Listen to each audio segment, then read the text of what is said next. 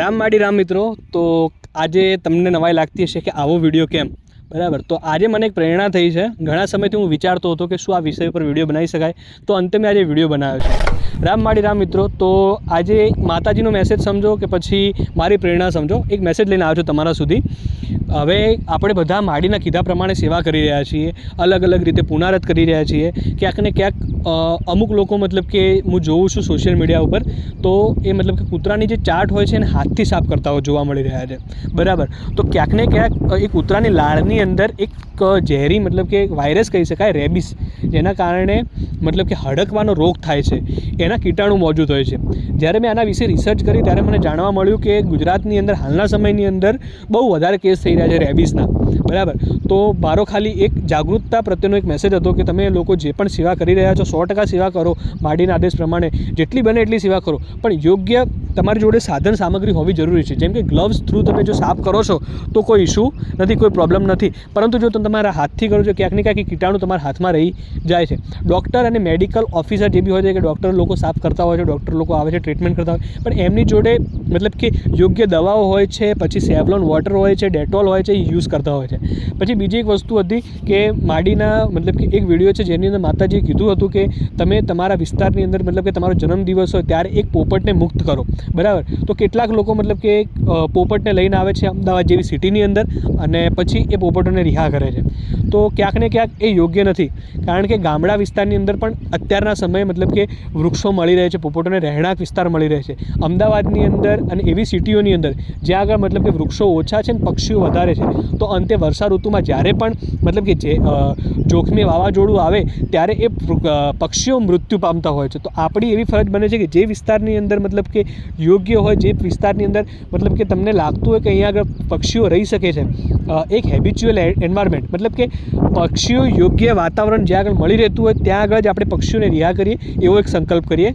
પછી એક બીજી વસ્તુ છે કે કેટલાક લોકો છે એ મતલબ કે પાર્લેજી કૂતરાઓને ખવડાવે છે.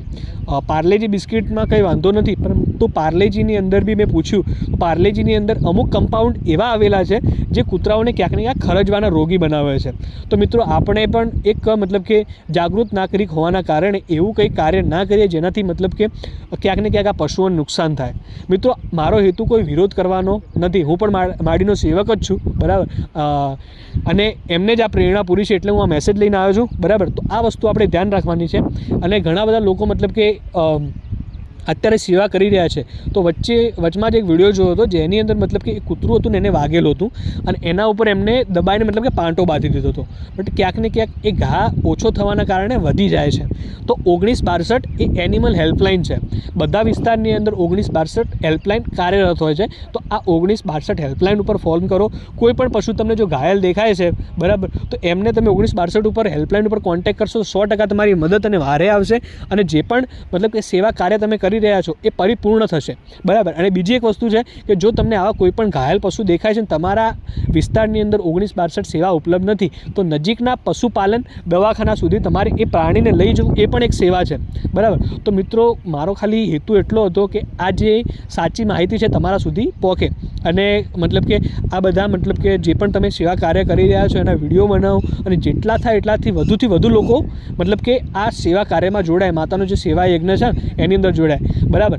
તો અને મતલબ કે એક બીજી વસ્તુ કહેવાની હતી કે આ જે પણ તમે સેવા કાર્ય કરી રહ્યા છો એમાં ક્યાંક ને ક્યાંક આ પશુઓને નુકસાન ના થાય એનું ખાસ કાળજી રાખવાની આપણે જરૂરત છે, બરાબર. તો માડીના કીધા પ્રમાણે અત્યારે ગાદી બંધ છે, તો આપણે બધા વૃક્ષારોપણ કરીએ, પશુ પક્ષીઓની સેવા કરીએ અને જેટલું થઈ શકે એટલું પુનરાવર્ત કરીએ, બરાબર. તો મેં કીધું પેલું પાર્લેજીવાળું કે પાર્લેજી તો અમે ખવડાવતા હતા અને હવે ખવડાવીશું નહીં, તમે શું કરી શકીએ?